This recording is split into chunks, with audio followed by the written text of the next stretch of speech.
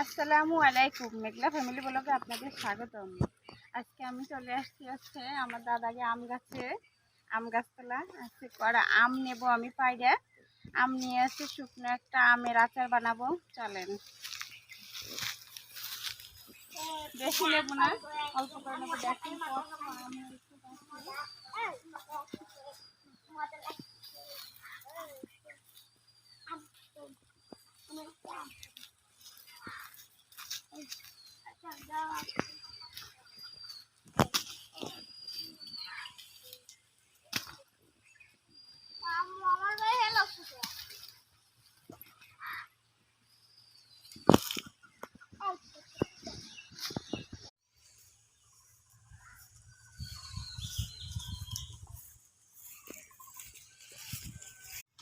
আমি এই যে আমগুলো নিয়ে নিছি, এখন আমগুলো কুচাবো। কুচাই আছে রোদ্দুরে শুকাবো।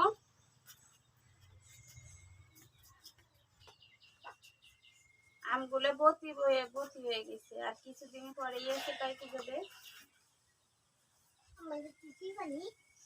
ফিল্টারের পানি খাবো না, ঘর থেকে হাত দিয়ে শুকে।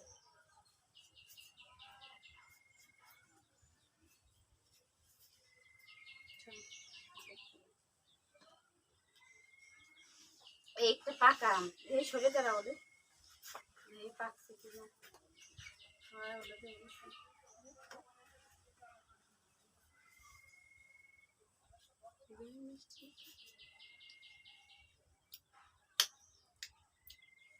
গাইস, অনেক টক আমগুলা। এই আমগুলো আচার দিলে ভালো লাগে না, রোদ্রে শুকাবো, তারপরে আচার বানাবো। এই আচারগুলো হচ্ছে খিচুড়িতে খাওয়া যাবে, ভর্তার সাথে খাওয়া যাবে। শুকাইয়ে তারপরে হচ্ছে তেলে আমি ভিজাবো আচারগুলো। আমি হচ্ছে এইভাবে সবগুলো হচ্ছে আম ছিলাই নেব, ছিলাই তারপরে কুচাবো।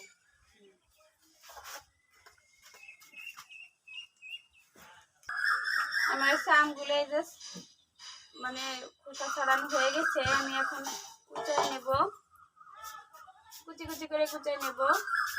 ঝুড়ি ভাজার মতন হবে শুকাই গেলে। দেখেন এই যে এরকমের হবে।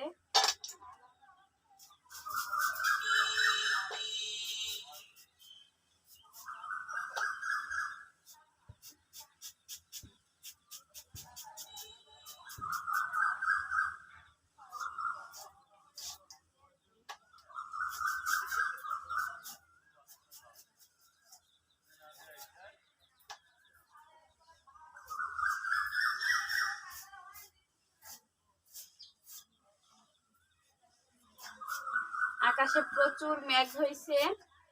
আমি এই সময়ে আম কুচাচ্ছি রোদে দেওয়ার জন্য। দেখি রোদে দেওয়া যায় কিনা। মেঘ ঘুরতেছে, এই পাশ থেকে ও পাশে যাচ্ছে, ও পাশ থেকে এই পাশে আসতেছে। বৃষ্টি হবে না, তারপরও মানুষের মানে তোড়জোড় শুরু হয়ে গেছে, ধান পানের গুণ।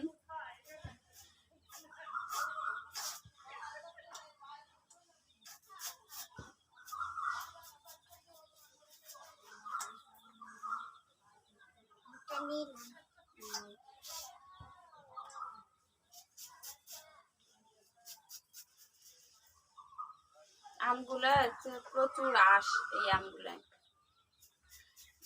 পাকলেও অনেক মিষ্টি। এই গাছের আম মিষ্টি অনেক, এই কারণে হচ্ছে পোকা ধরে। একটু ভর্তি হয়ে গেলি পাকা পাকা যখন ভাব আসবে আমে, তখন থেকে হচ্ছে পোকা লেগে যাবে, না খাওয়াই যাবে না রে। কিন্তু খাইতে অনেক স্বাদ এই আমগুলা।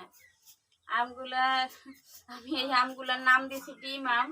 একটা মানে বোঠায় অনেকগুলি আম ধরে, একদম ডিম মতনই ছোট ছোট গোল গোল। এই জন্য আমি নাম রাখছি আমের ডিম আম।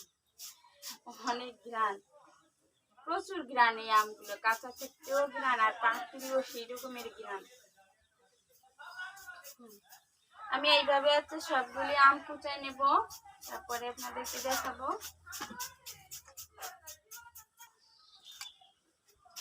এই যে আমার সবগুলো আম হচ্ছে কুচানো হয়ে গেছে, দেখেন কত সুন্দর করে কুচাইছি, একদম চিকুন চিকুন করে। এগুলো যখন শুকাবে তখন হচ্ছে একদম সরু সরু একদম চিকুন চিকুন হয়ে যাবে। এখন এটা হচ্ছে লবণ দিয়ে আমি রোদ্রে শুকাবো।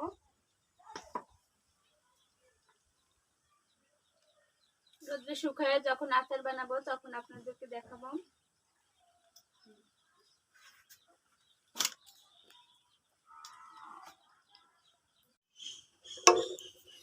দেখেন আচারটা হচ্ছে ঠান্ডা হয়ে গেছে,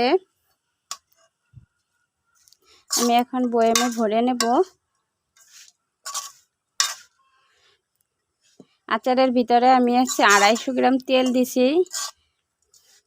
এই তেলটা হচ্ছে পরেও দেওয়া যাবে, একসাথে পুরোটা না দিলেও হয়। আমি পরে আবার তেলটা একদম বয়াম ভরে দেব।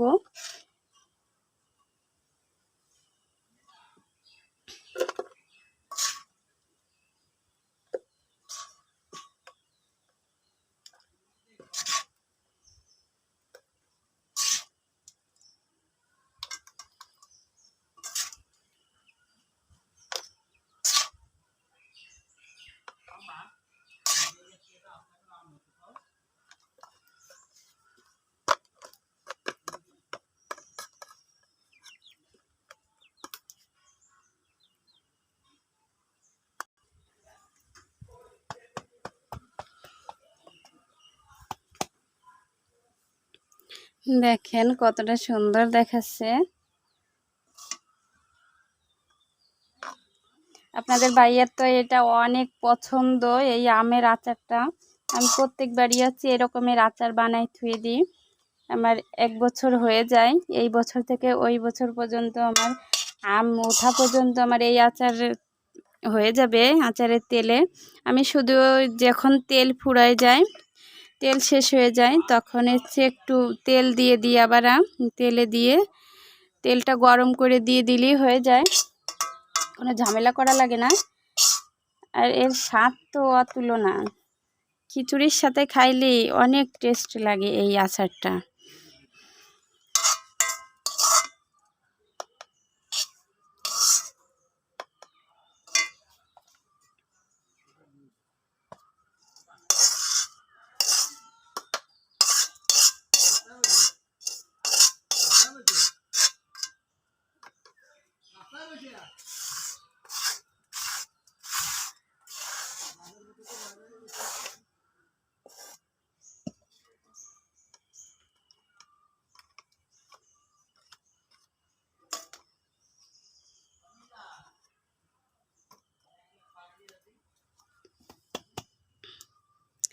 দেখেন আমার আমের আচারটা হয়ে গেছে, বয়ামে ভরা হয়ে গেছে।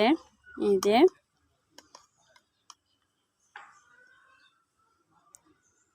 তো সুন্দর আর কি লোভনীয়, দেখেন আমের আচারটা দেখলেই জিভে জল চলে আসবে, এত সুন্দর হয়েছে।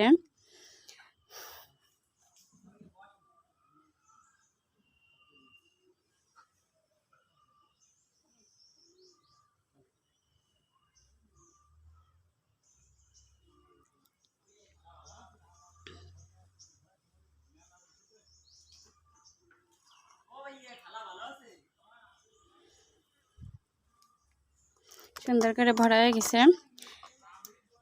এটা হচ্ছে মানে ভাত দিয়ে খাওয়ার জন্য বানালাম। আর তারপরে আমি আপনাদেরকে একটা মিষ্টি, টক ঝাল মিষ্টি একটা আমের আচার বানিয়ে দেখাবো। সেটা শুধুই মানে এমনি শুধু মুখেই খাইতে ভালো লাগে, সের একটা আচার বানাবো আমি।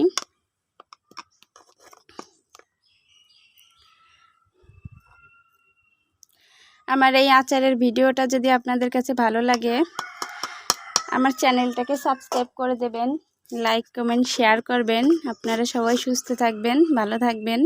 এই গরমে একটু টক ঝাল মিষ্টি আচার বানিয়ে খাবেন, আপনাদের শরীরের জন্য অনেক ভালো হবে। যারা রোদ্দুরে ধান কাটার সময় এখন যারা মাঠে ঘাটে কাজ করেন, তাদের জন্য কিন্তু আমের আচারটা অনেক উপকারী এই গরমের সময়। আপনারা সবাই সুস্থ থাকবেন, ভালো থাকবেন। আল্লাহ হাফেজ।